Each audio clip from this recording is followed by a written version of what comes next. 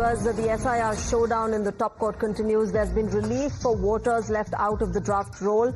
There was a plea to extend the deadline to submit the claims. The Supreme Court has refused to intervene. Meanwhile, the Election Commission, remember, had said that objections can be filed post 1st of September. Let me go across to my colleague Harish, who has been tracking the proceedings in the Supreme Court of India. Harish, get us more details. This clearly comes as a relief for those whose names were out of that draft list.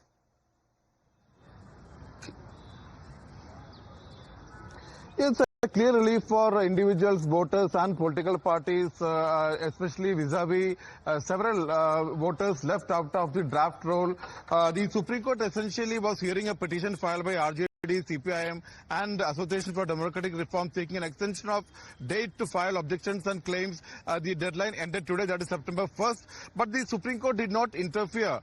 After the Election Commission of India gave an assurance that those who have been left out can continue to file claims and objections even after today.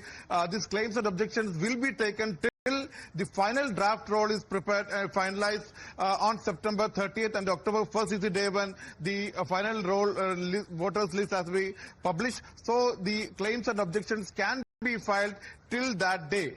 In fact, every highlight of today's order was that because of the trust deficit between the Election Commission of India and political parties, the Supreme Court has taken an unprecedented step, saying that, in fact, chipping in through paralegal aid volunteers. The Supreme Court said that it will be directing the Bihar State Legal Service Authority to depute paralegal volunteers to help individuals, voters and political parties to file claims and objections. This because Supreme Court has realized that there is a trust deficit between the Election Commission of India and political parties, especially after 65 lakh people did not find their names in the final list.